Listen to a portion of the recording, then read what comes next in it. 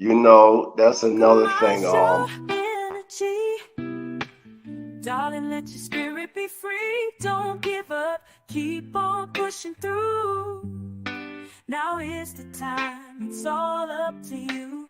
Alchemize your energy, my friend. Let your spirit be free. Don't give up. Keep on pushing through. Now is the time. It's all up to you.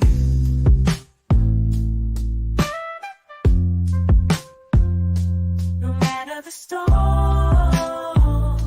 but over tragedy. No matter the storm, but over tragedy. No matter the storm, we will always take flight. Keep on pushing through the darkness of night. There's no limit, let's reach for the sky. Shine so bright, from darkness to light.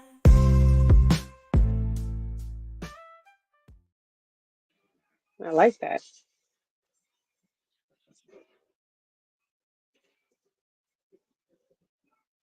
Can't hear you. Shalom Bahashim Yahweh HaKodesh Yisrael. We live and direct with Yes. Boss Boss Fari X on alchemizing energy from darkness into light. How you doing, sister? I'm good, bro. I'm good. I'm good. You already know. Ain't no it's cracking over there in Boston. It's been a long time, and I'm so Mm-hmm. glad to be doing this interview with you. Because I remember the interview you did with me a couple years back, and I've Mm-hmm. been keeping up with you and your progression and your music, which we will get into that, and some videos. I'm working with Yeah. Havoc from Mob Deep. Shout out to the Yes. producer Havoc, Mob Deep. But Mm-hmm. let's get straight to it. Who is Queen Boss Fiery X? Where you from? What you about? Talk to us. Wow. So now you get to interview me. I'm not the person doing the interview. So for those who don't know, all right, so Queen Boss Fari X is an alter ego of mine. Okay. It's another one of my monikers. Um, one of my stage names as an artist, a musician. I am from Boston and by way of Atlanta and East Oakland. So I got a little bit of the three, a lot of Boston in me, but other people will say, no, you're from Atlanta. They're like, no, you're from Oakland. But it's a mixture of all three, and people from all states will say, all cities will say I'm from there. That's who I am. I'm Queen Boss. Fari X, and Fari is Wolof for a leader or a queen. And as you know, and some who don't know, X is unknown. So that is my last name, X. Okay. Wow, wow. Yeah, it definitely was. I can't believe I'm interviewing you and I'm nervous. That's what I mean. I interviewed a lot of people, but you know, you fiery X. So tell me, like Boston, how was it like growing up in Boston? You always hear when people bring up Boston, Massachusetts, you might hear Benzino. That's like the first name you might hear Benzino. Even a lot of people don't know Guru, the late, may he rest in Yeah. completeness, the late Guru, Gang Star, et cetera, et cetera. What part of Boston you grew up in, and just give us a little brief synopsis about how was it growing up in Boston? All right. Well, I kind of grew up all over the city. Okay, Roxbury, Dorchester, and Mattapan. Um, I absolutely. grew up in all three. Yeah, all three of them. So, and it was growing up here. I don't like to reveal my age, okay? But I'm gonna say this. I grew up in the 90s, all right? And it was totally different than how it is in 2024, you know? Very I guess you would say it was more rough when I was growing up, in the 90s here. Um, Kind of dangerous for the most part. You had to know someone, to be in certain areas growing up here. It wasn't as safe as it is now, and it's still a little dangerous in some areas here. Although they have gentrified the city a lot since the 90s and the early 2000s, it's still dangerous in certain parts of Boston.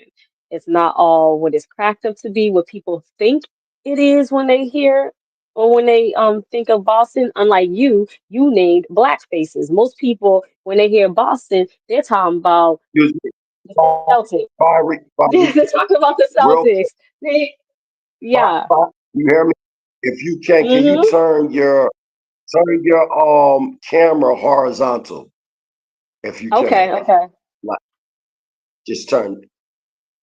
There you go. Oh. Perfect. Yeah. Let's Okay, have okay. fun. So, girl. All right, let me do it like this then, because I don't want That's to. perfect. Yeah. All right. Okay, that's cool. That's cool. We see you. We can see you perfect. We see you perfect. You see me. Okay, okay. So Hmm. yeah, it was just like that's basically how it was here, that's how it was. But like I said, people they when they hear of this when they hear the city, they think of like the sports teams. You know what I'm saying? They think of hella Irish Facts. folks. They think of Irish folks. Right. They think of Right. Italians and stuff like that. And, But the and Ro- city is that's not what the not to city's cut about you off, though. but not to cut you off, but speaking about Irish and Italian, I heard like in Boston, the time when you was coming up in Boston, I don't know if it's like that now, but there was a lot of Yeah. segregation. It's fine. There was like a lot of segregation in Boston, with races, different things like that. Did you experience the racial tension in Boston? Okay, so 'Cause I heard like the Irish. I'm gonna be absolutely like 100 with you. I didn't experience racism growing up here. I wasn't even around white folks like that to experience it. Okay, So, right. yeah, I dealt with more so colorism versus racism. So I didn't deal with the racism part, and I didn't go in white folks' areas to deal with it. So yeah, there was a form, I guess, somewhat segregation in a way then because they wasn't really in our area like that. There was white folks here, but they wasn't your typical white folks. They were like Knox. They were a lot of them were fiends, or they was from the hood. They came from the struggle and stuff like that. So, um, the ones that you did see, you know, but yeah, I didn't deal with the racism all that. I stayed away from them folks. Like so, and they did have their areas. They still have the areas out here. So same way. Right. Okay. Okay. All right. I want to touch on your first love in hip hop. Your first lover. Yeah. I know I'm a '70s baby. Um also you can be comfortable. You can scoot back a little bit so I can see the rest of your head. Because you like forward, but you can Oh, scoot back. Yeah, okay, yeah, okay. you good. You good. You good. You good. Now, I grew up in, men, we don't care about telling our ages. I was born in 1976. So I grew up in Philly listening to hip hop. And like my first love in hip hop is when I heard the Double Dutch Bus. You know what Uh-huh, I'm uh-huh. saying? Um, and Sugar Hill Gang, Rappers Delight, and all that. When was your first contact with hip hop and it affect you at the time when you first dealt with hip hop? That's crazy. You said Rapper's Delight. So that was one of mine. Like Okay, legit. okay, Legit with hip hop. That was definitely one of the songs, you know, okay, from rap. Yes. Like so it was Sugar Hill, like because I okay, was raised around older people, you know. So this is what I heard. After that, I would say honestly, it's crazy. It's crazy, but it had to been like a mixture of MC Light and Salt and Pepper. You Okay. know, MC Light and Salt and Pepper. My mom, she was a dancer, so I definitely was into the whole dancing part of hip hop. Um, so then shortly after that, into the late 80s, no, the early 90s, um, they Raven Simone became a rapper, and she Good. was somewhat around Yeah. my age. Remember, Right. she was Right. somewhat around my Yeah. age, and she had a song out called "That's What Little Girls Are Made Of," and Yeah. that song made me really want to make my first rap song. So I already was listening to hip hop artists and stuff like that, and I was already writing poetry, but I didn't actually write my first like song until I heard and saw Raven Simone on that music video. Okay. So, Okay. oh, her in that group ABC, Another bad creation. right? Uh, we revealing ages. We revealing ages. Dude. Yes, I'm like, yes, they that remember group. the song. We had the song Aisha.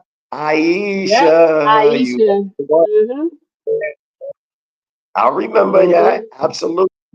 So Yeah, so it was you're being definitely in, ABC and so you being influenced by Sugar Hill Gang, MC Light. I'm pretty sure Queen Latifah, all these, different it people, Raven, so huh? it really wasn't Queen Latifah though. It was really with those people I just named. It was them. Okay, Like Queen Latifah okay, didn't have nothing to do with it at all. It was really them. It oh, was really when I think about it, it was more so male hip hop artists, Onyx, okay. you know what I mean? Oh, Um, yeah. I yeah, remember when they Onyx, first. Oh my God. yeah, yeah, Yeah, Onyx. I listen yeah. to Onyx a lot. Um, I used to listen to Crucial Conflict. Like it was male hip hop artists that kind of influenced me. And then it wasn't until like the mid to late '90s when the female artists really began to influence me, and that was more so Junior Mafia. Little Kim. You know, um, Right. Foxy Brown. Charlie Baltimore. That's when Shout they out to started. Charlie Carter. Right. Absolutely. Absolutely. So as hip hop is affecting you socially, how are you dealing with the climate from the neighborhood that you was in? Because I've heard many stories about Boston. Like it can go down. It's like that out there. When you in the hood, Mhm. sometimes you can get caught up a little bit.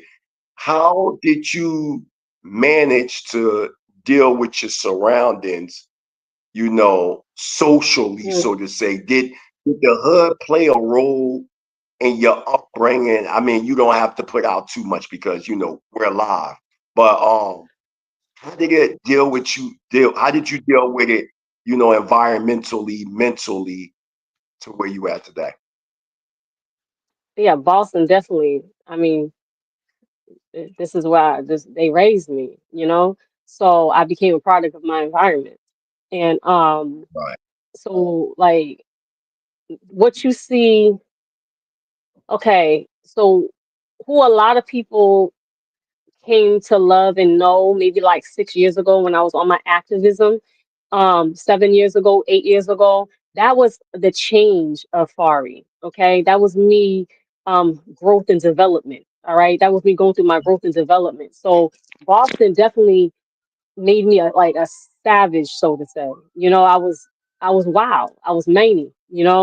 Um I was just getting into a lot of stuff I shouldn't have been getting into. And within my old music, like in 2009, 8, 7, you can hear, the type of mindset I had back then because it was all in my lyrics, all in my songs.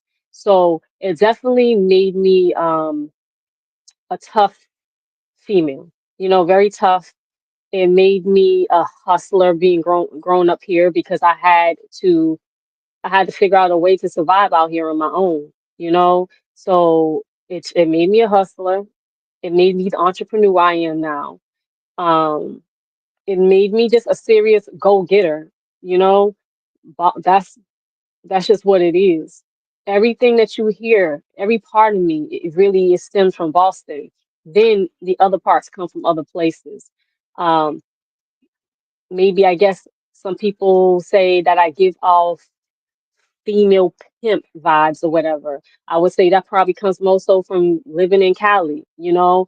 Then the other part of me that people hear, maybe like the sexual, the grown and sexy part, that's me being in the South, you know. So it's a mixture of things that you'll hear from me, and you'll hear it in my music. But Boston is the number one um, city or effect that you'll hear in me in my music is Boston, definitely. Okay. So when did you like, okay, once you was so getting into now, you having contact with these artists that you were seeing as you was coming along. Now you evolving and listening to Crucial Conflict, Junior Mafia. I definitely Lil Kim. Shout out to Little Kim. I Right. love me some Foxy Brown. Shout out to Foxy Brown, etc. And it's funny that you're saying these two, and we will show one of your videos during this presentation. When I actually seen your one of your latest videos, immediately I thought of Lil Kim and Foxy Brown. When I seen certain vibe, and not only were they sexy and strong-willed, um, they also were very intelligent women, because a lot of people look at, the screen, they might see a Nicki Minaj or Cardi B, but when you actually really sit down with a lot of these sisters, they be very, very knowledgeable. But before we get into your process of getting into the music industry, tell us briefly your travel and consciousness. Because I remember when you interviewed me, I know that you were heavy into the Kemetic school of thought. Could you give Sure. us a brief synopsis of your spiritual evolution and entwine it with that connection with hip hop?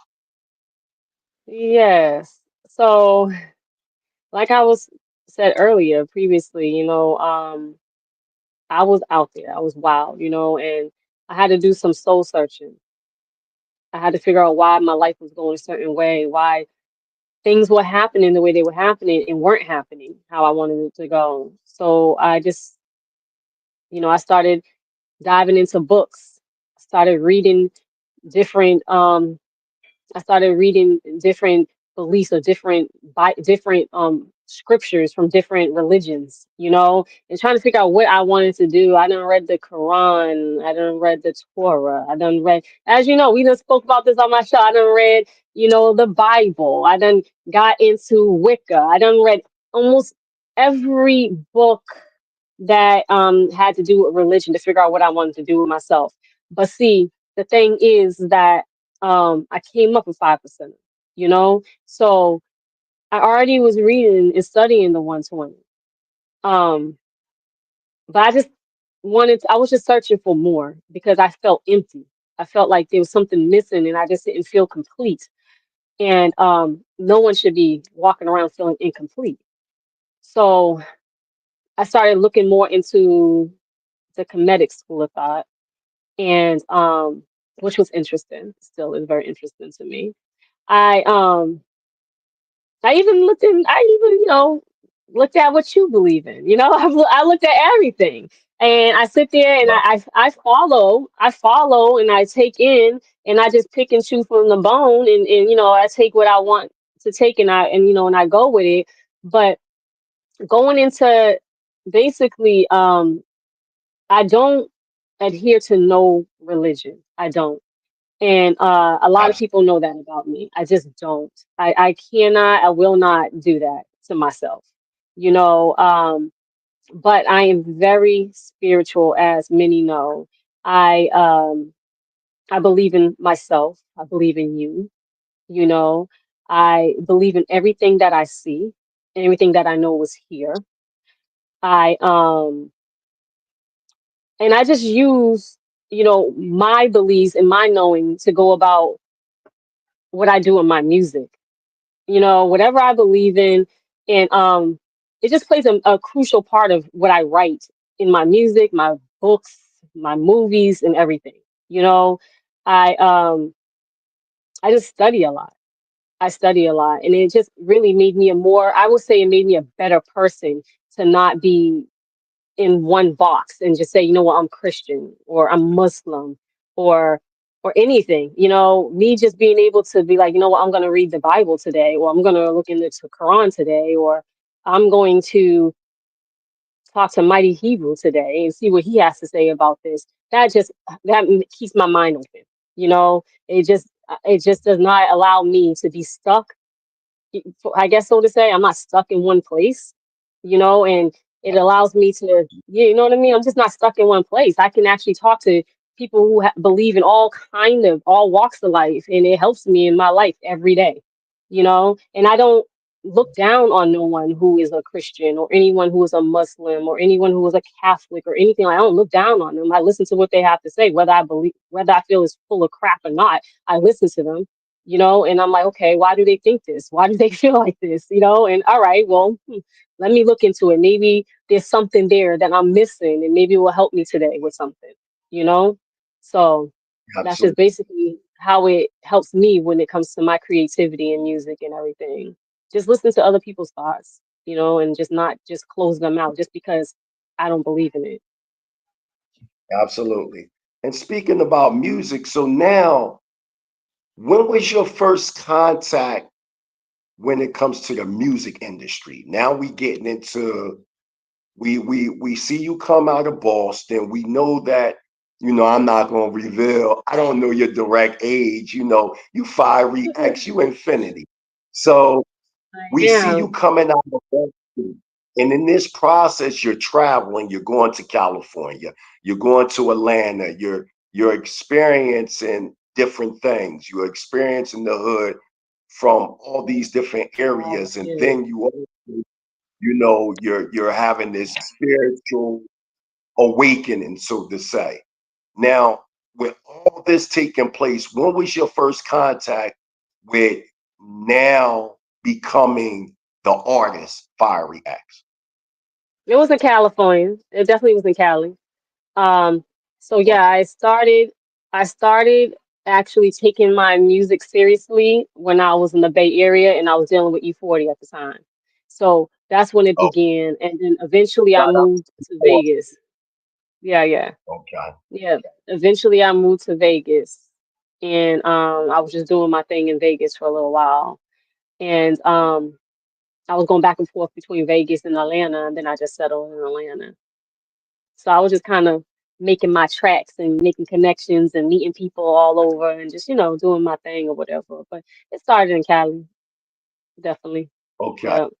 Okay. So now, so bang, you in Cali, Well, E40, you well, know. actually, I'm Uh, sorry. Actually, let me take that back. Before I left Boston, actually, Little John was up here. And he was like he was doing something around the neighborhood I lived in. So actually I made my first like connection with him here. And then I okay. was in Cali. Because shortly after that, that's when I moved to Cali. So yeah, it actually started here in Boston and then it went into Cali. Okay. So bang, Boston, shout out to Lil John. So you Yeah. meet up with him, then you shoot over to Cali, you hitting with E40. So I imagine you go to Atlanta. What's going on in Atlanta? Which brewing over there? Because Atlanta is like, you can either become a star or become lost. So what's going on in Atlanta? So, when I got there, I was definitely lost. Okay. I was lost. I was lost in the sauce. I'm coming from the West Coast.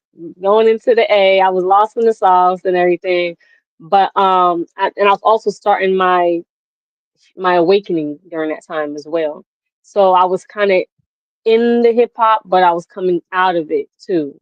There was things I was seeing I didn't like. Um, I just didn't want to be a part of certain things. So I was going through my awakening, and I was meeting people that I needed to see in the land. I was seeing a lot of our faces, and meeting people who had like minds and people who were non-religious and so forth. So it kind of during that time period, a lot of things was happening amongst our people. A lot of killings, a lot of slayings from the police on our people. A lot of stuff was happening back then. So I started becoming more revolutionary, more political, you know. So I at that time as well, I started, like I said, I started stepping away from the hip hop because there was things I wasn't liking, things I didn't want to do in the game itself, and I started leaning more into the political side, the activism side, and I was. Hmm? Oh, they got the weight. And then I was also, making my music at the same time. I'm sorry, I was making my music at the same time. So it was like, all right, what am I going to do here? Am I going to do the music or am I going to be an activist? You know?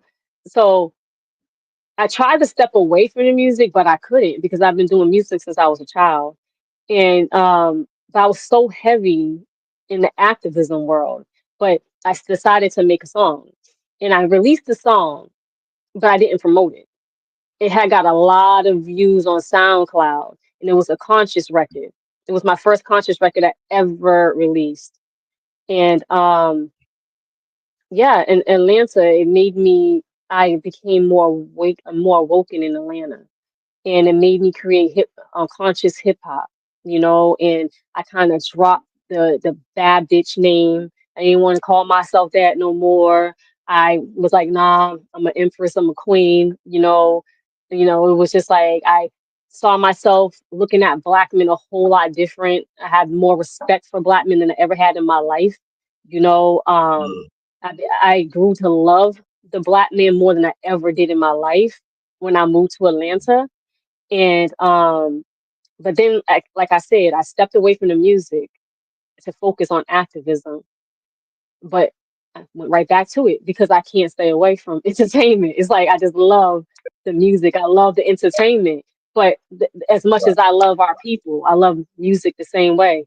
So it's like an equal thing there. So I hope I answered that absolutely. question. Oh, you said well said. So you dropped this conscious rap on SoundCloud. You getting a lot of momentum. Are you meeting any artists? Was there anybody that you started to work with? We didn't get to Havoc yet because Havoc seemed like he came later. He came later. But while you in Atlanta, are you meeting different artists? What's going on? Different executives in the music industry. What's going So that song I dropped on SoundCloud, it got like on? 600 something thousand plays on it. And Damn. so yeah, so basically it picked up a buzz, you know, and that actually is how I ended up meeting Jermaine Dupri and Havoc. So like that's how it all began. Like, and I met them, Okay. and it kind of was like I didn't work with Jermaine though. Just, we just had a friendship. I didn't actually do no music with him or anything like that. Um, I wanted to, but it was he just didn't. We just didn't work for each other. You get what I'm saying? Um, it was more so. It was half. It was half. Okay. So So talk yes. to us about Havoc work because matter of fact, May Prodigy from Mob Deep continue to rest in completeness. Um, let's talk about Mob Deep Havoc. 'Cause, like when I heard Shook Ones, it was when that album came out, when he came out, and that's a lot of people don't know about Havoc. Havoc been producing and making beats since he was a young boy when they before I believe they were known as juvenile delinquents, and then from juvenile delinquents they became known as Mob Deep. Mm-hmm. from Queensbridge. I know when you start working with Havoc, that spark came back because Boston, New York, very similar when Very it comes close. to Yeah. the swing, the flow, et cetera, et cetera. So tell us about your beginnings of meeting Havoc and Mob Deep and what's going on now. Yeah, you're absolutely right. So, like dealing with, so I'm down south. I've been down south for years. I was down south, back west and down south. So I wasn't really dealing with folks up top like that, besides like my family. I was doing a little bit of marketing promotions for Boston artists and stuff like that, but I wasn't doing music with them. You know, the music I was working, the artists I was working with down south or back west. So yeah, talking to Hav was like, oh shoot, it's Havoc. Like, what? Like this can't be true. Like, ain't no way. Cause I definitely was a Mob D fan. So I'm like, what? This is unbelievable. Like, but see, the thing is when me and him first started dealing with each other, yes, music is how we connected, but we wasn't working with each other on music. He actually was coming to my shop. As you know, I create products, healing products and so forth. So he was a customer. You know what I'm saying? And I guess that's kind of his way of trying to get to know who I was and see what I was about. So he was like, a customer of mine and everything. And then it got to the music and he was like, yo, like you're hot. Like you're hot. Yeah, you need to just Right. keep doing it. You need to keep going. I was like, no, I think I'm too old for this. Too old? Are you crazy? He's like, you mean too old? And I'm like, I don't know, man. I just think I'm too old, and I don't want to do certain things. I don't want to get a fake butt. I don't want to. I don't want to get fake breasts. I don't want to do these things. That's all I'm telling him. I don't want to do this. Like he's like, nah, man. Like F. He's like F all that. Like you need to go and you need to do that music because you're dope. And he said, and you got a different sound, and you actually from up here. He was like, and you got a different sound, and he was like, I'm gonna give you some beats. I want you to spit something on one of my beats.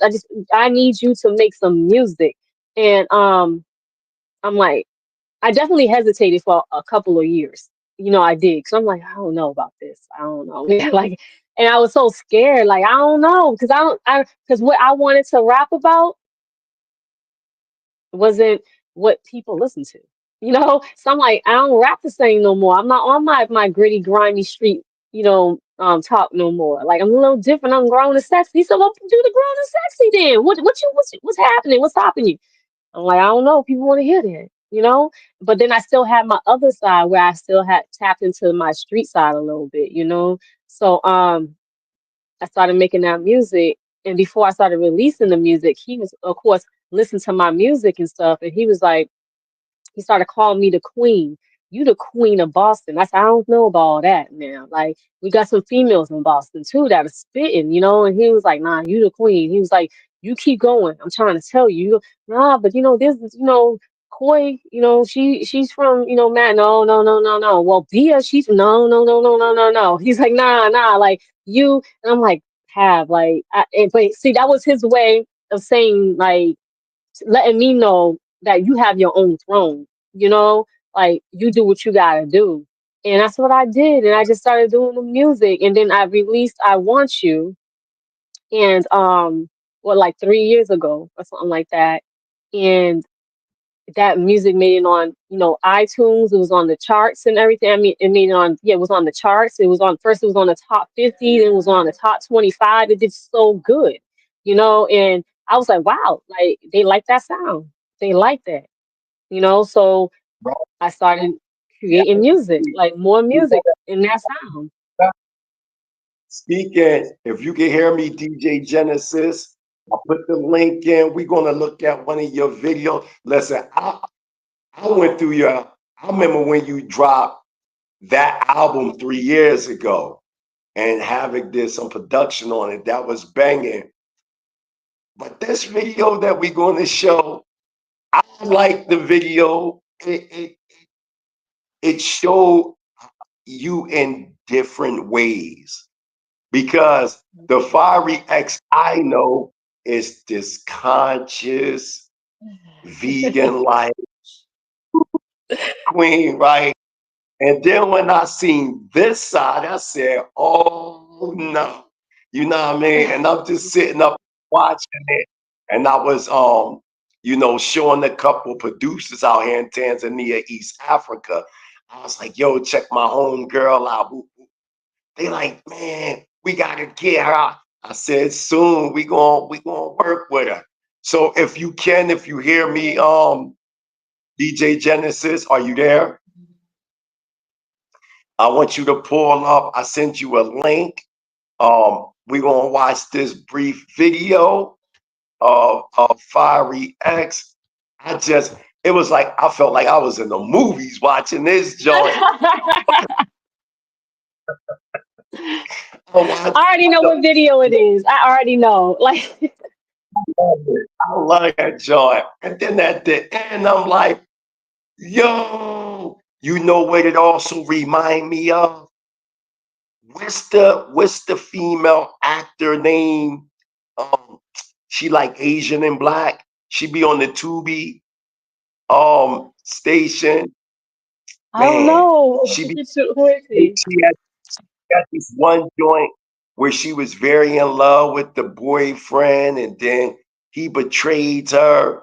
And then from there, she just went crazy, and all the men, she was killing them, and she had them in the basement. She was in Atlanta, just crazy. I'm like, oh my gosh, it remind me of that. So we'll just wait for. I'm gonna continue on. So whenever DJ Genesis put the video up, then we'll watch the video. But so now you working with Havoc the Mob D. He's pushing Mhm. you. He's saying you the queen, you the boss. Boom. You the boss. Yes. Yes, he definitely I did. seen, And I seen you was doing a video project with also another sister that rap too. Y'all got some videos together.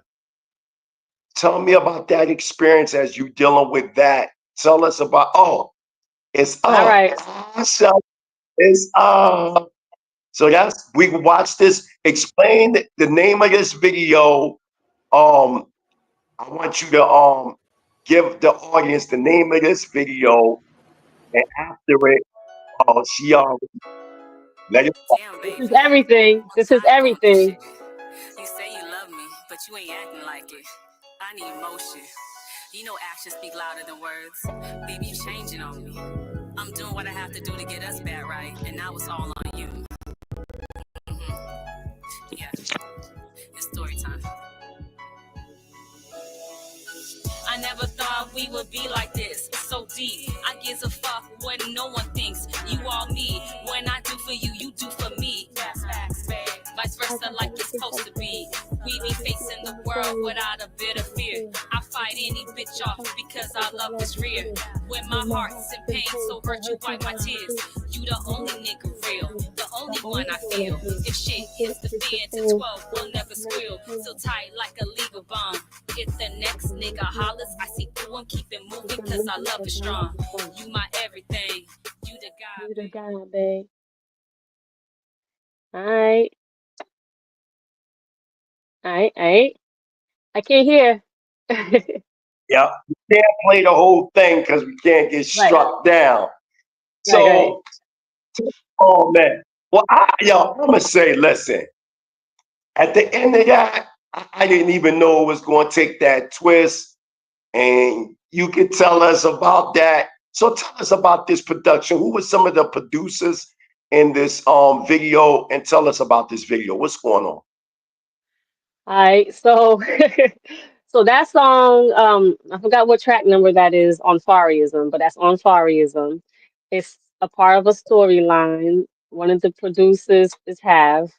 Um, Director, myself, and Steven Sticks Josie also helped direct that film, that video. Um, so yeah, it was just basically about a female who trusted a man, her boyfriend. She believed in him. He was sleeping with her best friend, and she trusted her best friend to take over the house, take over her apartment while she's gone out of town. She came back a little early. When she came back, she caught her boyfriend and her best friend sleeping with each other. So she popped them both. Bottom line. She popped them both. Oh, Yes. Like yeah, I seen that was that. it. Like You put the clip all up in there.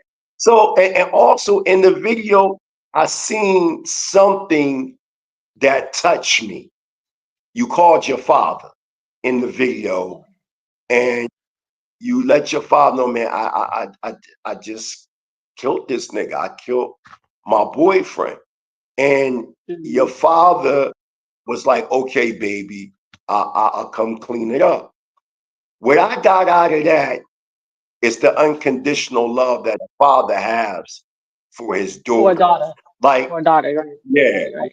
people they just look at the surface, I cleaning up a murder. But one thing that we don't get, and that also shows your character, because earlier you was talking about you have more of a higher respect for the black man, and I you do. called your father, and you let your father know what was going on, and he came and he took care of that for you. That was like one of the touching moments that I had, me being intimate with that video, a father's love for his daughter. Could you express more about that Yes. situation? So I want to make it clear that that man is not my real father. That is Steven Right, Six Josie. So my right, right. real father, um, in real life, my real father would do that for me. You know, Mm, when I say I love the black man, I love him like unconditionally. I've been there's women out there, black women who get their heart broke by a black man. All of a sudden, niggas ain't shit. Oh, when they turn around, they want to start punching on the white man now. All of a sudden, the white man's their god and everything. Never that with me. Never. I've been hurt by only the black man. That's the only man I've ever been with, and I'll never turn my back on the black man. My father is the reason why I'll never turn my back on the black man because my father has never turned his back on me. You understand what I'm saying? My father has been there for me through since I was born. Even when he was incarcerated, even when he got out, when my father was strung out on drugs, my father was always there for me. You understand what I'm saying? So the type of love I get from my father, I can't even I can't express how grateful I am to have that man as my father. You understand what I'm saying?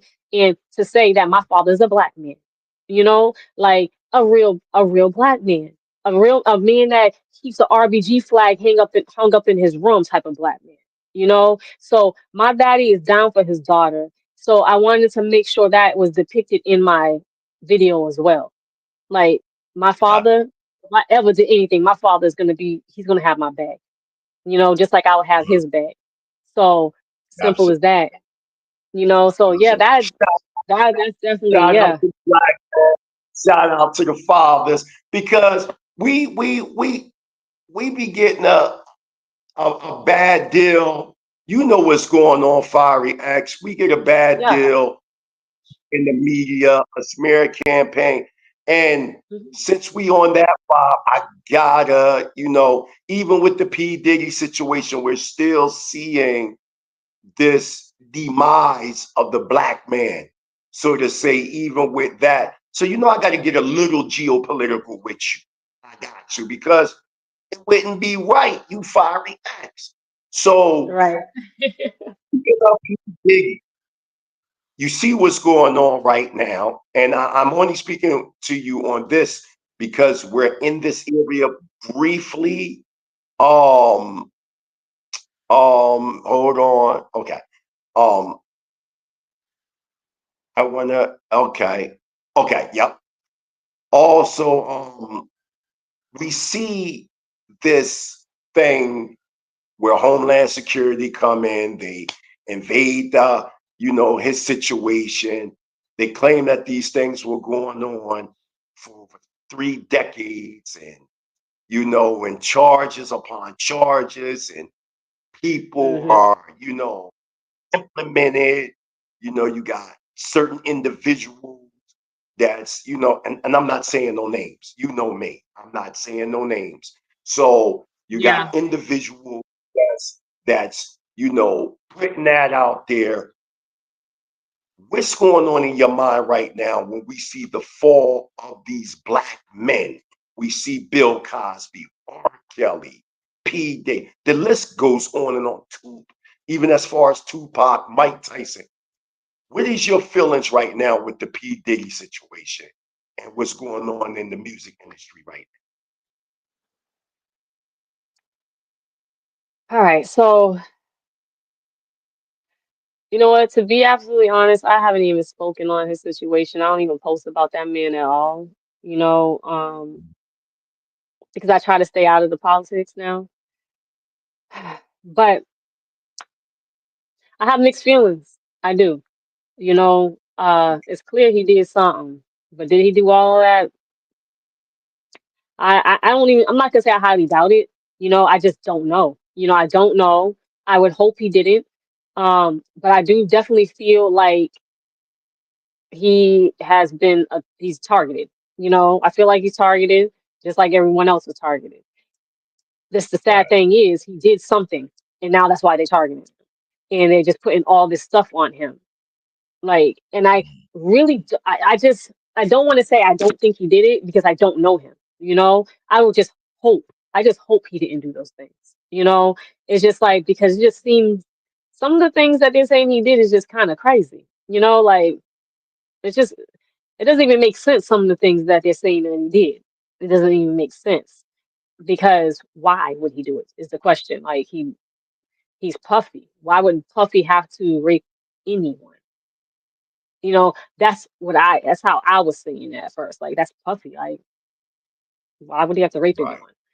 I mean, that's crazy to me. Like he has way too much money to just be going around having to rape someone when he can just when these broads out here are all about money, all he got to do is throw a couple of few 100,000 in their face and they'll bust it open for him. So I'm like, why would he have to rape these people? Like, but Or if excuse me, not to cut you off, if possible, the R word, you can replace it with great. I'm sorry for rape, being G. rape. Yeah, great. Yeah, say All right, grape. I don't, okay, you know, only all right. because of, All right, all yeah. right. Yeah, yeah, yeah. All right, But, all right. Yeah, but you know, but why would he have to do that? Why? You know, it doesn't even make sense to me. But people do things that don't make sense all the time. They really do. They do things that don't make sense. You know what I mean? That's why I said I can't put nothing past them. I just hate that it's happening to him. I hate that it yeah. happened to I hate that it happened to R. Kelly. I hate that he did what he did as well and whatever else they're trying to say that he did, you know, because I really don't think he did everything that they're saying that he did either. Um, I just hate that they did certain things because now they have the power to say they did everything. You know, they have the Mm, power to put whatever they want on him, on each of them right now at this point. So that's right. it's just it's sad to me because like I said earlier, I really do love the black man. I do. And I hate to see them going through certain things, you know? Yeah. It's just terrible. And And the fact that I, I could huh? tell that I could tell that it's kind of touching you because of your feelings for the black man. And I'm just going to say it crystal clear. I believe it's a conspiracy. You understand? Um, I do acknowledge that Puff Daddy did do some things. He did some things, Right. He did but something, but but I don't yeah, think that they locked him up because of them things. I think that just became like collateral damage, so to say. But if we go deeper into the matrix of that thing, I think that, him being a puppet on the string, he wanted to be the puppet master. And there was some people that he rubbed wrong. And I right. truly believe that it had something to do with his ties with the Ciroc and, different things. And, he wanted, to sue that company. He wanted our own black, DJ Genesis Detroit pointed this out in one of the presentations that he wanted to create an all black political party separated from the Democrat, Republican, et cetera, et cetera. So Puff Daddy behind the scenes was also involved geopolitically when it came to trying to develop a power force with some of the most powerful black men in the United States. So there was Mm, a lot of things going on that had to be stopped. It's very unusual that Homeland Security runs into the home of a person that's quote unquote a U.S. citizen. So there's a lot. Me personally, I believe they ran in there to get whatever tapes that Puff had over the heads of these people. We gotta wipe that information out, and whatever's left, he gonna get all that. Because I've never seen the rise and fall of the black man on the screen like 2024. 2024, even Cat Williams said, this is the season of exposure when we see that. So, and I'm just glad that being in the music industry that you kept it focused. How did you stay focused and not getting caught up in that world, so to say? Because as we can see, you didn't get caught up. I'm not asking you did you go to any P Diddy parties, but did you ever mingle and go to just any gatherings in general with these, you I know, did. people? You there? Yeah. You've been okay. Talk to us. Yeah, I have. I haven't been to a Puffy party, but I've been to a JD party and Puffy, Okay. you know, you know what I mean? So I've been, yeah. So, Okay. um, I don't know. All I gotta say is that I know that things be happening, but I don't know what No, happened you with Puffy. You know what I'm you saying? you Like ain't it's got just that, yeah. I don't know what happened with Puffy. It hurts me. You know what I'm saying? It just hurts me to even see these things going down. And then to see right. that his children are involved, his children are all on social media now, babies and minors and just a whole bunch of stuff. It's bothersome. You know, every Yeah, time I go on yeah. Instagram, see it's something about one of his children or all of his children. It's just like they really don't deserve that. It's like they're attacking his whole family. They really Yeah, I are. see that. The whole family, the children and everything, the daughters, the sons, even the baby. He has like a 3-month-old baby. I didn't even know he had a baby that little, you know? But they're just attacking everyone. And it's just not okay to me. Like it's not. And the only thing I will say about the parties is that like I said, I can't speak on his party, you know, but I will say that the parties are very similar, all right? And you you're grown, you go there, you consent to what you consent to, you know, and you know full well that there's a possibility of being drugged. You know there's a possibility, but you want to be these women, they chose to be in these certain situations that they were in. They did because they could have left. They didn't have to stay for these things, like to those certain extent to how it went. They didn't have to stay. And they know. Everyone knows what's going on in these parties when they go there. They know, you know. Well, So and remember, like and so you'll know, I just want to make it clear. I don't want to put you on the spot. You don't have to like answer any question. That you understand? So let's make yeah, this yeah, clear. You don't have to yeah, answer yeah, yeah, anything. yeah, yeah. And and I know what it's hitting for. So yeah, we got DJ Genesis Detroit in the building. How Hey, you I'm still doing, DJ? charging.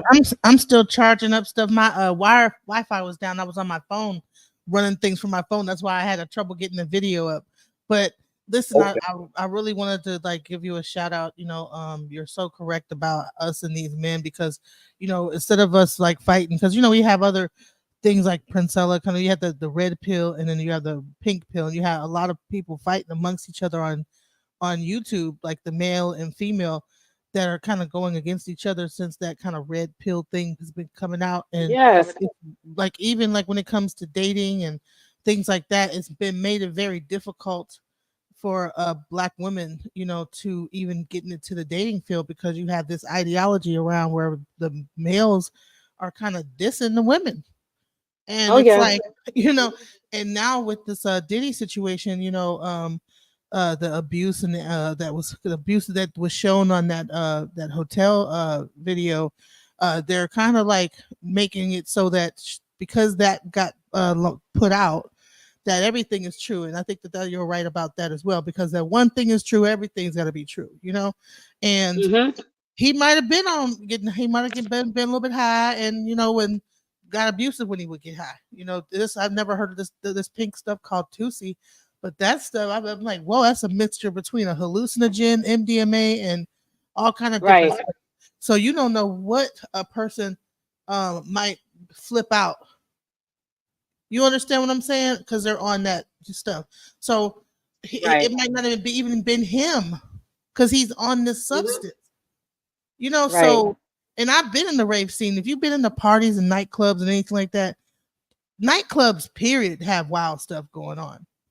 Right. And now you got a private element, you got an elitist element. You're gonna Mm-hmm. have, if you go to a swingers party, people gonna be getting down. There's all kind of wild stuff, parties. So I Mm-hmm. don't know why they act like he invented these parties. Right. You know what I'm saying? I Right. wouldn't know That's what about I that. was saying. So I just wanted to come up here and just Like, give you your props and thank let you you. Like, on the show. and and it's not me, and I'm not being, what they call it, what do they call us women that agree with everything the man says? What do they call us? Hold A on. yes man? What do they call us? Yeah, what? No, it's a word for it. Hold on. Like, It's a word. yes, Oh, no, it's No, a different word they be calling us. They be calling us the just pearly things. They called her the. You ever heard of just pearly things? yeah, they be calling us like, names. oh, It's a name. No, it's you not a understand yes what you're man. saying. Yeah, but I'm not being that person. Right. But if that's what they want to call me, then fine, I'll be that.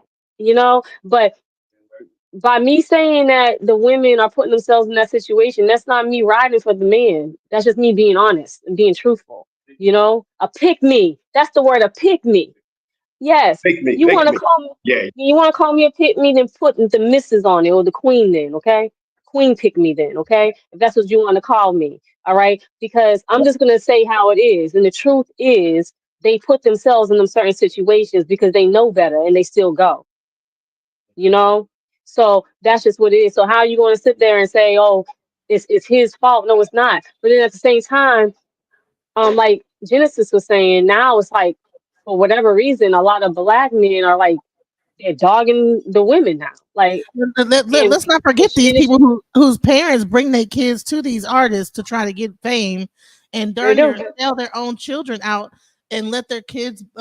Like I don't know what was going on even with that one videotape with Usher, and what he had custody of Usher. I'm like, what? I was Yeah, like, what? How do you have custody of Usher? he's not. He's not the only one. He's not. Usher's not the only kid though that he had So custody of. Only grown star that he had custody of when he was a child. So, how you do you know, get custody of somebody? The parents must the parents are be giving on. them. They The must be parents are on. giving them. That is crazy. I would never give up custody. That- But Custody. that's just like, wait, that's just like like Bow Wow. He was with JD and he was with Puffy. You know, Wow. And Mama had him in both houses. Like, so so the parents are doing that. do the parents? Is it like a temporary? Why do they need to have custody though? Maybe I don't it's so think, they lie the child honestly, away. this is okay. Honestly, now this is me not being the pick me. This is me being telling you again how I honestly feel. Like, I feel like the parents knew what they was doing. They gave up they gave custody to them for that money because he offered money to them. And so they took the money. So they sold their child temporary to those two men. They sold their children. Bottom line.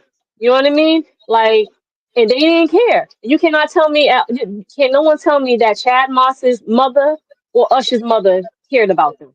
They can't, no one can tell me that because they knew the type of men that, let me not bring this other guy into this. They know the type of man that Puffy is, okay?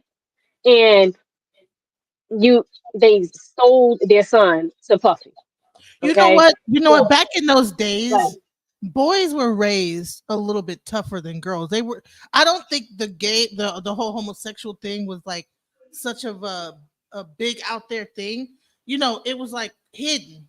That because that whole thing is just now starting to kind of come out in the last like 20 years or 10, 15 years with the Right. gay rights. So I think back then they probably didn't see the danger of bringing having Oh, a boy with a man. You think so? Because I I was don't thinking think so. Nope. because No, I back don't then think it was like so. a different time back then. Like maybe they like, They oh, knew too he well. gonna teach my boy how to be a man. All that Nah. because she's a Mm-mm. single mother. Maybe it was. You don't They, think so?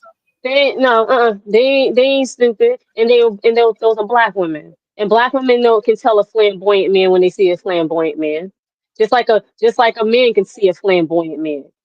Okay, so they weren't stupid. They sold their children. Simple as that to a flamboyant man who was living both lifestyles. Like You're right. they seen that because even Right. I wasn't I was what I was a kid and I could tell that something was up with Puffy when I was a kid. Okay. So it because I'm from like we were talking about earlier, I'm from Boston. You know what I'm saying? And men in Boston weren't walking around wearing shiny suits and dancing around and just hugging and kissing on other men and stuff. They weren't doing that. That is not Right, masculine.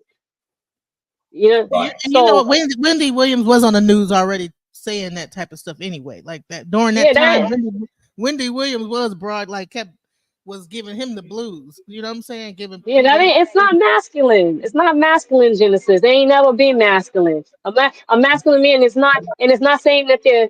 1 second, it's not saying that they're not.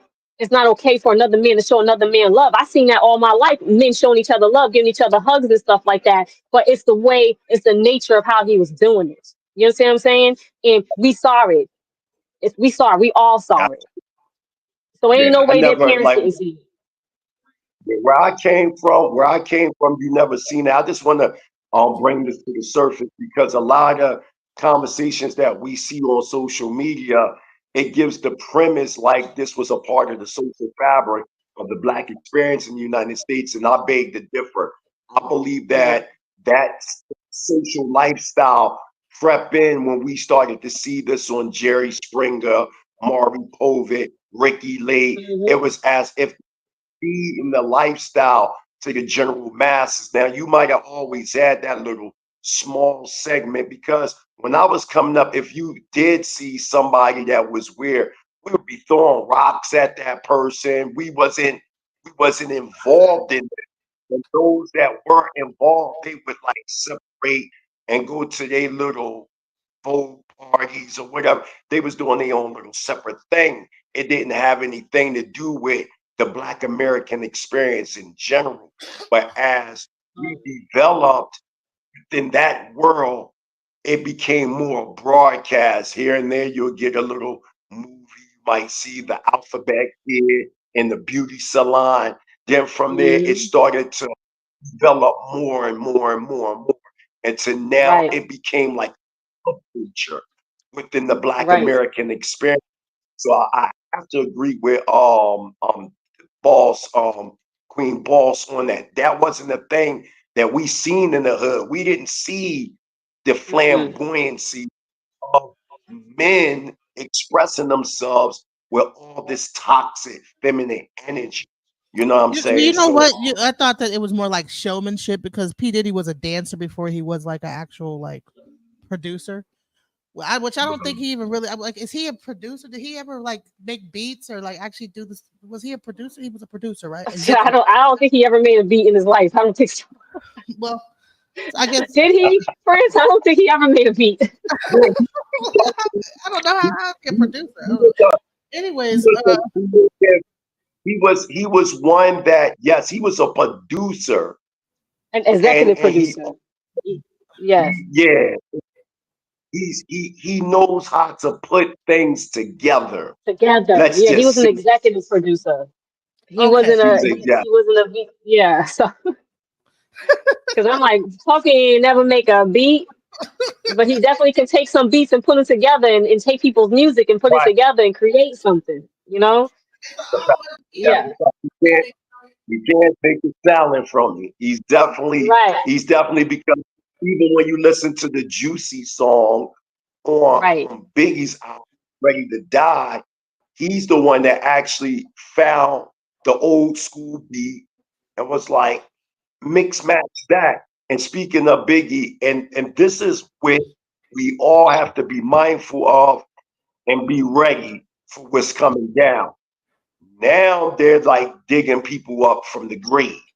Now you're starting to see Biggie name being involved I in these see. alpha because one of the things they're pointing out, and we didn't know because we were young, we didn't know. We didn't know that alphabet kid, because that's the word I'm gonna use. Y'all know what I'm saying. We didn't know Mm-hmm. that alphabet is in several videos. You know what I mean? We see it in Flavor in the Ear too. We remix it. Juicy. We seen Juicy. We see, even in the Warning video, who Mm-hmm. the hell is this? And the alphabet Mm-hmm. kid There, and right there's right here. there. Yep. So, so we're seeing this process of, or this grooming. And anybody that know about a child molester, okay, they have grooming when it comes to their victims. So we Right. see that the music industry is victimizing the audience with this grooming process. And we didn't even Right. see, and there's a Tupac video, you know, how would you want it, how would you feel? And we see an Mm-hmm. alphabet video. So we're Mm-hmm. seeing these things. So I see the Oh sisters my is God. on my mouth and close my mic and let the sisters get in. Hey, Oh Sugar my Love, God. welcome to the panel. Welcome to the panel. Hi, hi, hi. How you doing, beautiful? I was Hi, checking who's out this? Sugar your who? Sugar music. who? Sugar Sugar Love. Love. Sugar love. Hey, sugar. I was checking your videos out. I will be definitely Thank we you. will be promoting it. Now I just want to correct something. They didn't give them custody. What they give them is guardianship, right? Mm-hmm. The parents Right. still have custody, but they Mm-hmm. give them guardianship. Now, Right. Why? Why do they need to do that? Like for what reason? because that's so when they go and they can have they can get permission for them like to do things because they you got to remember Usher mother did not give Usher to Puppy, she gave him to L.A. Reid, right? Oh my And god. remember, Mm-hmm. Bow Wow didn't just go. Remember, he went through Snoop Dogg first, right? So you got to Yeah. remember the beginnings, But he right? but So he really wasn't with Snoop though. He was just but his mom was Snoop Dogg never actually had him though. JD had him. Snoop no, didn't Snoop have Dogg, Under like Snoop, um no, contract? Snoop, no, You mean under Snoop Dogg, the contract? type of music and stuff that he yeah. promoted, he was like, nah, I Mm-hmm. can't take him. So I'ma send him to Jay-Z. But he still had him first. But what I'm gonna do, have him cursing up a storm and stuff. So then he sent them over to JD. To JD. Right, Yeah. right. But all of them still has a record company. The record company just happens to send it to them. Right. So now with Biggie, now I know Biggie. He wasn't none of that funny bunny stuff. Maybe when you get into the industry, maybe things change, right? But Biggie was that dude on that corner on Grand Avenue, right? But it's unfortunate, but that has always been that way for centuries, right? It's a shame, but these are the steps you have to take to get to wherever you want to be in their world, right? You can go independent and create your own world. You can create your own music. It might not be, on that level, but long as you're comfortable with yourself and you're comfortable with what you're putting out and you're on your own level and you happy, to me, that's all that counts. The people going to find you just like underground music. If they like your music, they're going to find you. They're You going to Mm-hmm. know, find you. you know what? It's crazy to me, but I'm like that. That it's like that. we've come to find out the people that you didn't even think was like this are like this. Like I've heard some things about Busta Rhymes. I'm like, what? Because you would think about, even though he was a whimsical person, but he's like Jamaican. Like he's like a He's not bodybuilder. Jamaican. He has Jamaican offspring. His parents are Jamaican. He's So born. that He's make him Brooklyn Jamaican. bound. No, no. He was His raised culture. Jamaican. No, he was not raised Jamaican. His culture is Black American. He ain't even, when he was young, he wasn't even in Jamaica. His culture is straight up Black American, right? A lot of But Caribbean. his parents are Jamaican though. His No, parents are and Jamaican, and so, but his not. parents did raise him with Jamaican roots. They did teach him his culture. No, we all They went to did. the same. No, we all went to the same schools. I'm from Brooklyn with them, right? I hear you, but his parents, because he makes it very clear that his parents taught him his culture though. And he speaks No, Jamaican, like his patois. That's no, why. no. You can know. I'm West Indian myself, but I'm Me strictly too. Brooklyn, right? So I'm telling you, when you're still like, like if you're in the house, just like, okay, put like this. Let's say like special ed, right? He was the only kid of his mother that was born in America. The rest of them was born in Jamaica too. But once you start going to the schools, you're on the playground, you're with American culture, right? You're doing things the way the American culture do. Now, you're Hmm. heavy D also, right? That doesn't I mean, was just about to say Heavy D. I was just about to say, what right? about Heavy D? Yeah, Because because he'll tell you he's Jamaican. yeah, but their culture, everything they do, they learn from New York culture, right? That doesn't mean you Hmm. forget your other culture. You put some soca on right now, baby. I'm gonna be I'm gonna be doing my soca. But But I'm saying that the thing I'm saying is that it's, to me, I know how that's looked upon in Jamaican culture. no, that's I what know we that think. that behavior is not acceptable in Jamaican culture. You know what I'm saying? Like that No, kind of homosexual see, behavior from men. From men. no, this is where we get confused at, sister. When you and people gotta really think about this. When you down with them leaders, I don't care where you from. They just was undercover a long time. Maybe the people in Jamaica did not do that. But if you want to step on any of them stages, you want to be selling them records. If you look at any of their videos, baby, they throwing the same signs up that they do here in America. The elitists is all over the world. The entertainment world belongs to them. Check the videos. Oh, you talking Check about the Check symbol? anyone you check, you're gonna see the same daggone signals, the same signs and signals, same signs and signals. To get on their stages and stuff, not to say what they do and how far they go, I cannot say that. Some may want to stay lower level, may want to keep on moving up. Some just say, I'll just go to door number one, right? I'll just stop right there, right? Fari, Fari X, did you ever get approached in that way? Like, I saw one say, you could give a deal to get a deal with the devil, or to get, you can go even higher if you did this. Did you get like ever approached in that way? Of course. Wow. And you had to what? Did you walk away from the deal and say like, and then regret it? Do you regret that you did? Did you take the deal? I don't regret anything. Okay, all right. Yeah. I don't regret anything. Mm. And I was signed to Warner for a while. But it is what it is. Like I said, I early on in the show, I didn't want to do certain things, Yeah, so I Well, just said no. Absolutely. And I like the way she yeah, took control. I was watching her videos. I like that she stuck to it and she did Yeah. do things her own way. I'm so proud of you. And I can't wait to fully go through everything. I need seen some of the stuff. Thank you. And I'm like, go ahead, girl. You know, did you ever meet like Benzino and all those guys? Because he was running the Source magazine, or was it Vibe magazine back then? Did he owned the Vibe magazine? Oh, Source. source. Yeah. So did you ever run into Benzino and work with him at all? Benzino's probably watching this right now, but he's known me since I was a baby.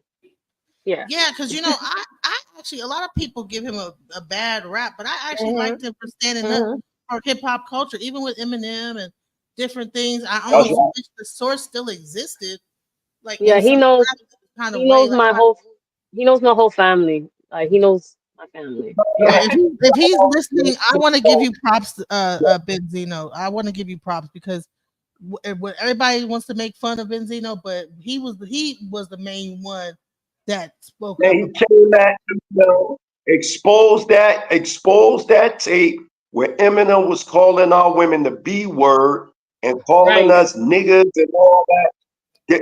Benzino was the one, the very first one to To expose that. expose So him. yeah, And it's we want to crazy. give It's Ben. crazy that yeah, it's crazy No, go that ahead. he exposed him like that, but then still our people are still riding for him to this day, even though Benzino exposed him and showed the whole world how racist he is and how he talks about the black woman, and then it's like they're still riding for him regardless. I'm telling you, our people are deeply conditioned. I've been saying this for years.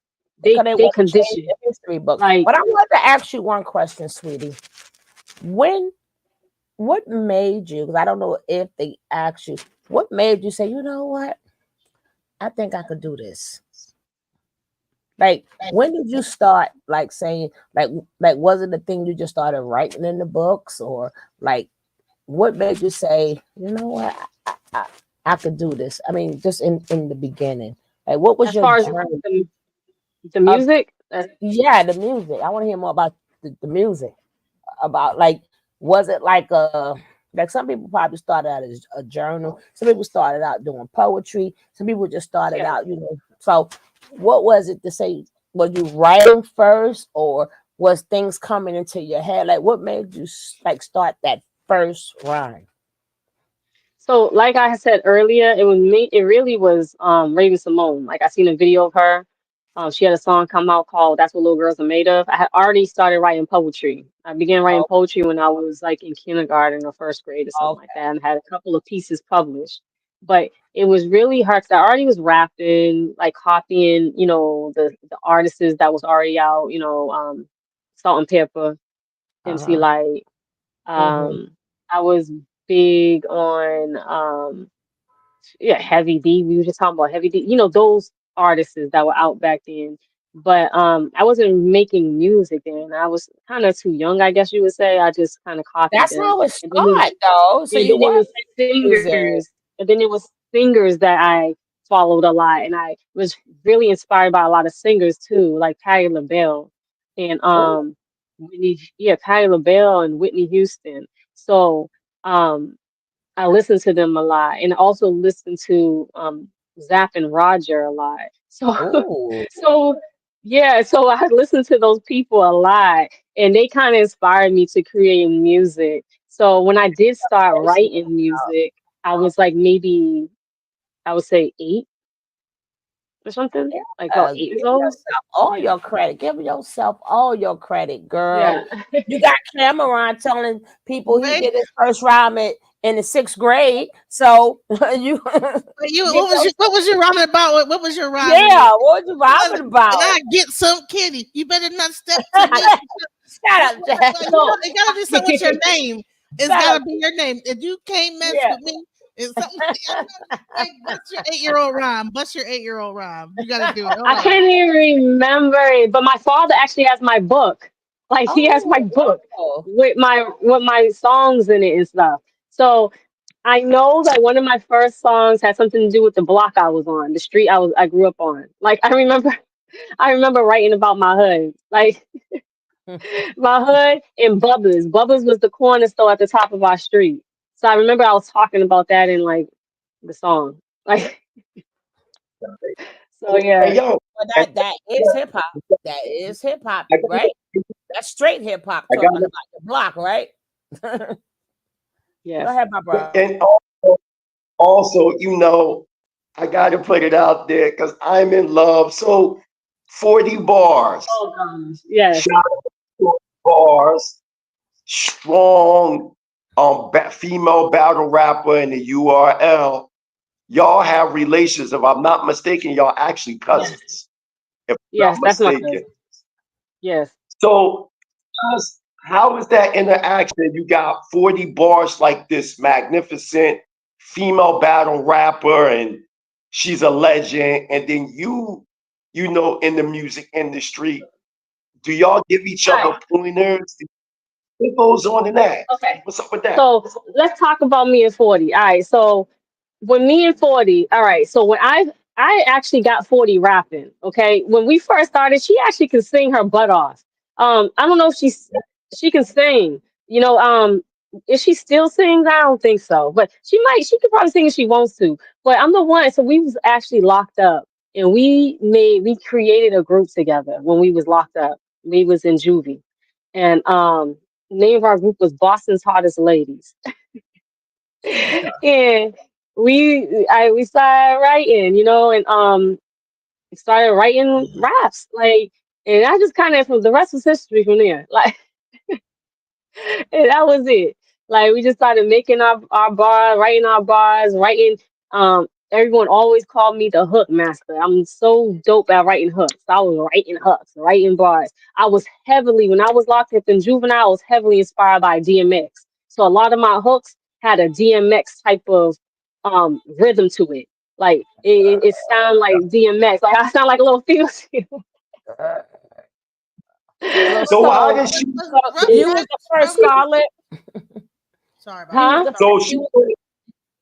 Right. No, I was saying she went. Wait. So y'all this group.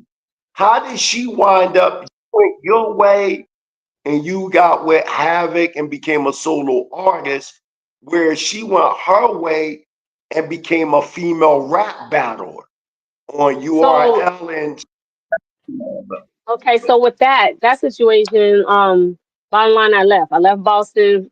That's when I left to Cali. I was in Cali, Vegas, and all that. She wasn't doing no music at the time. She was just doing her hood thing. She was in the streets, you know. And then when I ended up moving to Atlanta, um, shortly after that, maybe about 3 years after I moved to Atlanta. No, maybe 4 years after I moved to Atlanta. Um, I guess Babs, she decided to make Queen of the Ring or something, you know, and yeah. Carlisa hit me, 40 bars hit me up, and she was just like, hey, you wanna get on, you wanna go with me on this show? It's like a battle, a rap battle thing, and we gotta battle people, you know. And I'm like, oh. And I think around that time is when I was like kind of moving away from music and everything. I'm like, oh no, man, I don't want to do it. She's like, you should do it. You know, we're gonna be famous. We're going in, we're gonna be famous. Like we got you should do it, Like I'm like, nah, like let's just get some bars written. Like let's you wanna kill it. And she did.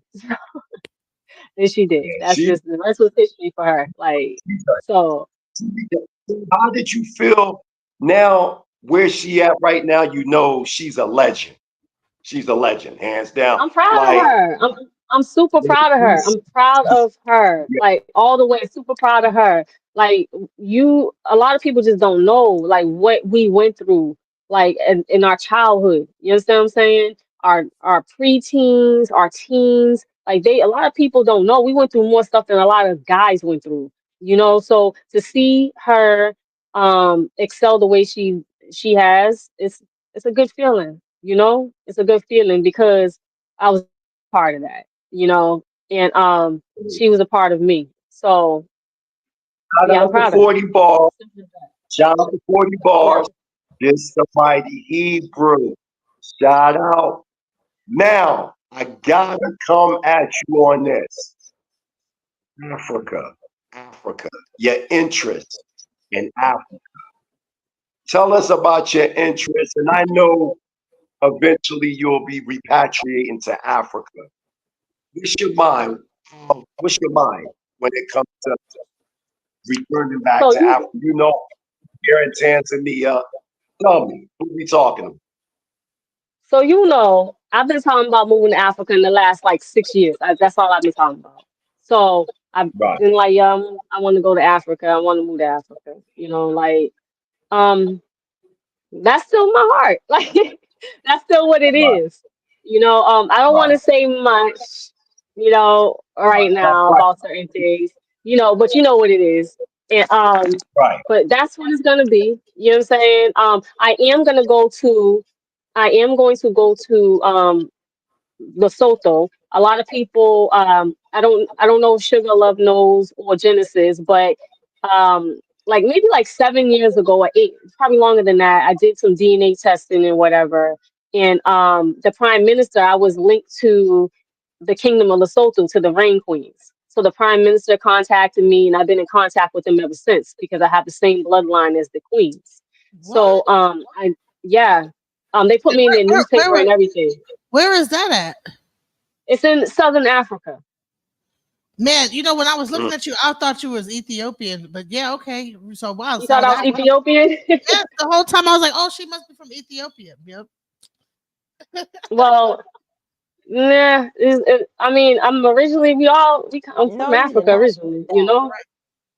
So, but it's just like, but my roots, you know, I'm from America, but my roots, my family are from the Caribbean.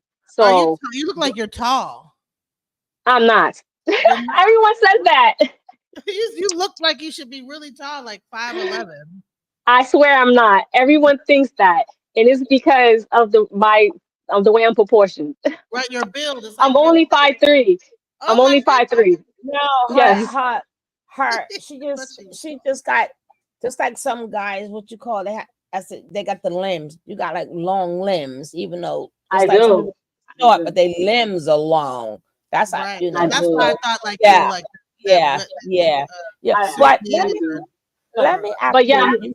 I am going to be going to South Africa soon. it's To finally go beautiful. to Lesotho. And yes, I've been yes, to Now, Cape yes. Town. It I is know. I am going absolutely to be there. I'm breathtaking. gonna go. But where well, I'm going to move, that will be announced when I get there. I don't put that exactly. business out there until Uh steps, huh. you know. But let me ask you. You said you started getting into healing and spiritual stuff, and you sell stuff. Can you bring us into that world? Yeah. So I make a lot of different products. I make products for the skin. I'm not doing it right now as we speak. Um, but I can. If someone wants to order, then I'll make it for them, you know. But I make healing products for the skin for dermatitis issues. I make healing products for people. I don't like to say certain things on the video, but certain ailments, I would say. I make Right. products for certain ailments, you know. I use all natural herbs. A lot of my herbs, they come from overseas. Some do come from America too, because we do have certain herbs that are here that are healing herbs, you know. So what But what made you get in? What made you say? What made you get into doing that? my great grandma, she was very, Mm-hmm. very much into that. And I was Mm-hmm. I was raised by my great grandparents and my grandparents for the most part. Oh, okay. Yeah. She was I, very much into the roots. My great grandmother was Haitian and Bajan. oh, So yeah, she was very much into the roots. what I was going to ask you about Las Vegas. You said you spent time in Las Vegas. What was that lifestyle out there like? Because they have a Hmm. music scene, but you'd be surprised that they have a music scene. But just the Hmm. lifestyle in Las Vegas alone, like the whole like I love Vegas. transientness of it all, right? It's not like a place to live. So you live there. It's like, wow, what is it like to live there? And I loved Vegas. It's just not a place to live at when you have children. I'm a mother. I would never suggest a mother to raise their children in Las Vegas. Mm, So yeah, but I love Vegas. I love the lights. I love the entertainment. I love the fast money out there, you know? yeah. So yeah, that's You could make a lot of money going. Yeah, I imagine so. Like Mhm. all that, like people coming in and out from all over with all that money and stuff like that. Just I could see that. Yeah. Yeah. So you decided, like, okay, when you had your kids, that you couldn't live there. I actually was living there with them, you know, and it was just like a situation happened where my child came home from school first day of kindergarten and he was a pimp and he was a crip. And I was like, that's it. Like, yeah, I'm out of here. Like, I left Yeah. the next year. I moved completely to Georgia. My son became a crip and a pimp in kindergarten. And Yeah, woo, yeah, bro, what? How did it? What? yes. I'm not making this up. Like, Who is he gonna be pimping out the little girls on the playground? What is he he? he did, he did, he did. He came home with like $5 or something like that. He said his hoe gave it to him or What? something. Like it was just too much. Like, $3 or $5. I can't remember how much it was. It was some singles he had. So He was already mad. He picked it up fast. Wow, yeah. Oh that's yeah, and he was cripping, and my son was going through that for some time while we was on the West Coast, cripping. So oh. yeah, So at how at a did young age in he kindergarten, get out of it? kindergarten, first, second grade, like Dang. God. And he got out of it when he was in Atlanta. They don't have gangs as much out there, Yeah, they got gangs in there. Yeah, I mean, so I don't wow. really want to speak on my son's story, but yeah, No, it Exactly. was, you know what I mean. It was still, Exactly. it's in Atlanta, So so yeah, is that are those gangs also in the music industry as well? Did you have to join? Does everybody have to kind of join up on like some kind of faction of a gang to be even in the music industry? You know what I'm saying? Because from what if no, you a lot of it's like street orientated, right? So certain groups, men, might be already in. So you're in with them. Do you have to be a part of that or whatever? no, you don't have to. Mm-mm. Right. So not Okay. not everything is gang affiliated. No. Mm-mm. I think that might have just But the happened industry, recently, but more the recently. industry itself is a gang. The industry itself is a gang in itself, though. So Mm-hmm. you see what I'm Mm-hmm. saying? It's his own gang. So yeah, but you don't have to be, blue or red to be in the gang. I mean, to be in the industry. Nah. Did you ever experience anything with the hip hop police? I don't know what that is. What's the hip hop police? So back in the day, they used to follow all the rappers around, like the FBI and the police, like when Oh they no, be poor and no. stuff like that. Mm-mm. Like they would like surveillance them. You know what I'm saying? No, I never had to. So I never got that deep. Like I said, I stepped I'm away glad. after a So she certain didn't time. move up that. She didn't move up the ladder like that. Her Right. DJ But if she did. was I didn't. those people like on tour or anything like that, you don't have to like probably be signed to Well, even hanging around yes, like I was. encounter. Yeah, but we wasn't. So when I was with Warner and all that, and we did our music and we did our tours, that's when like them franchise boys was out, Crime Mob, stuff like that. We wasn't the South. We didn't. Nah, we wasn't dealing with hip hop police and stuff like that. Like, and plus we was just on the come up. It was that no, we That must wasn't happen dealing with later that. on in the deal, when they start to track you down and follow your bus and Yeah, try to catch you up. Prodigy of Mob Deep, yeah, Prodigy of Mob Deep expressed one of the reasons why the hip hop police was developed, and he said this before he died, was to focus on bad boy entertainment and Hmm. watching Puff Daddy. This was years ago, and this all is a part of the counterintelligence program, just by a different name. And we know you got the Rex 84, the King Alpha Plan, Project Megiddo, et cetera, et cetera. So yeah, Right, the hip hop is definitely it's a real thing. But as right. we It is. close I out, forgot they called yeah, it that. I'm sorry.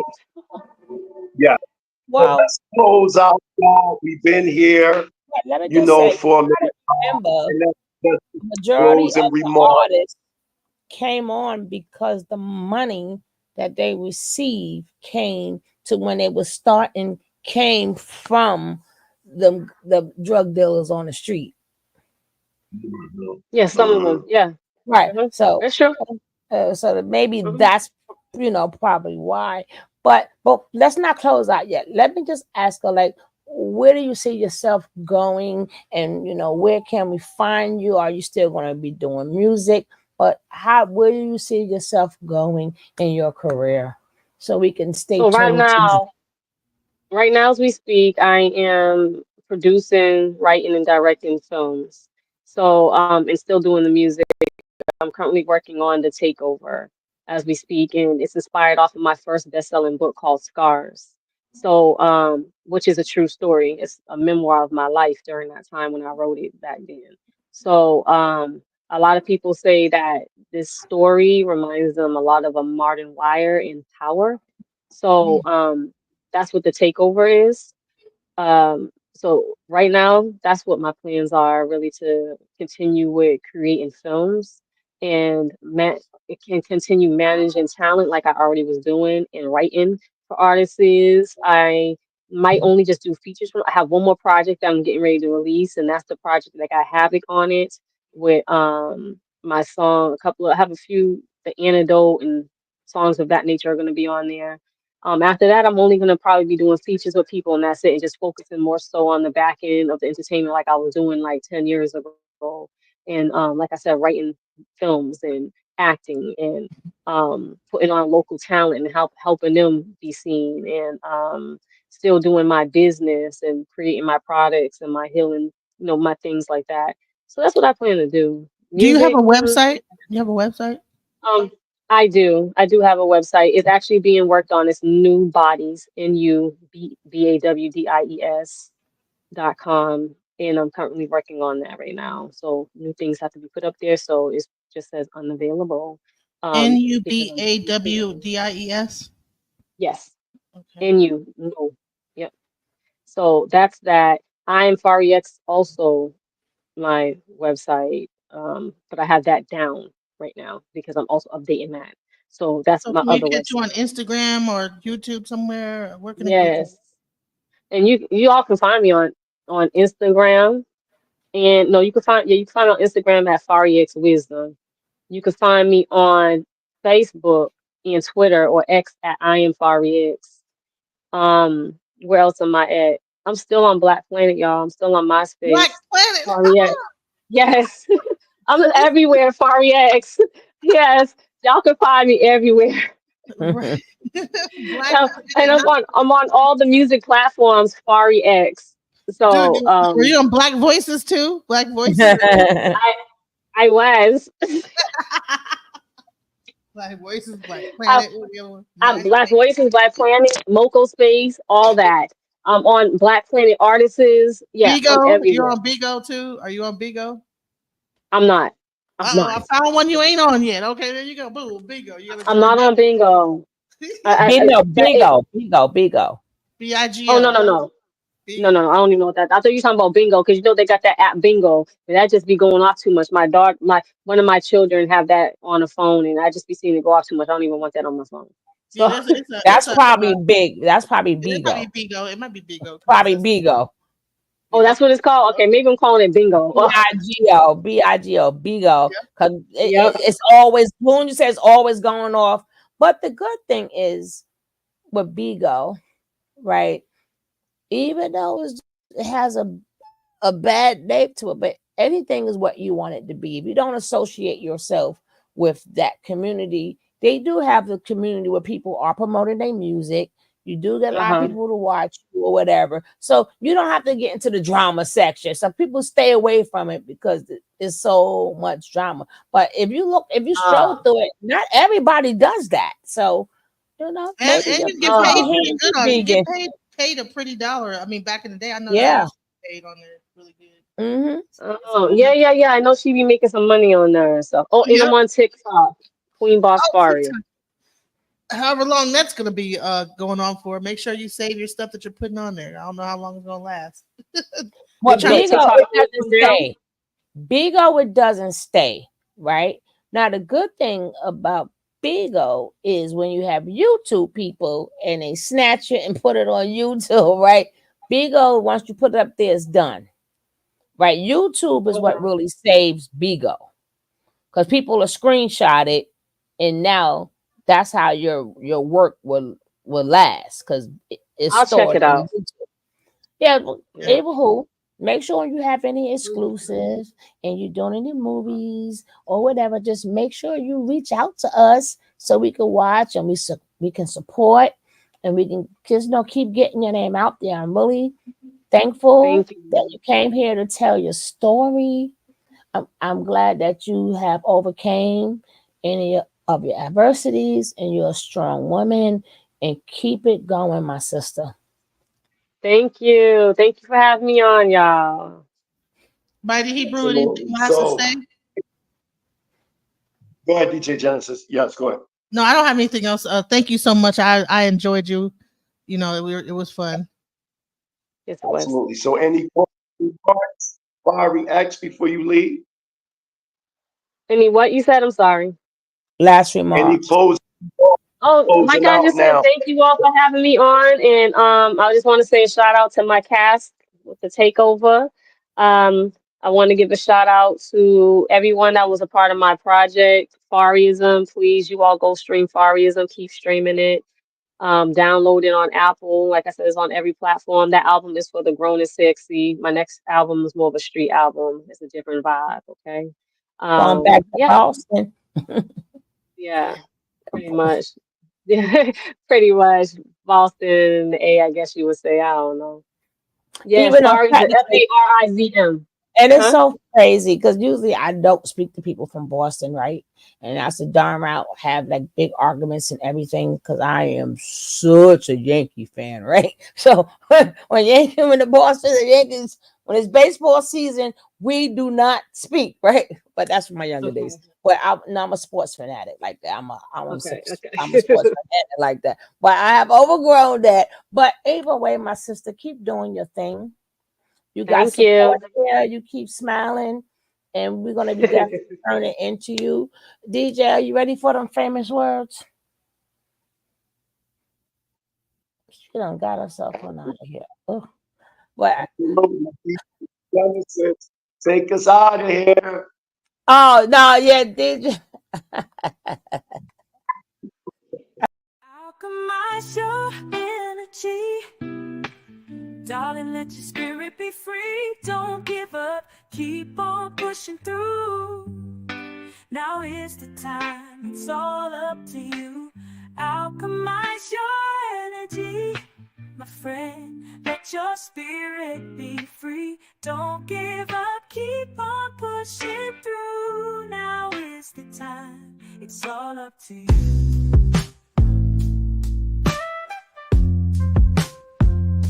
No matter the storm, but over tragedy. No matter the storm,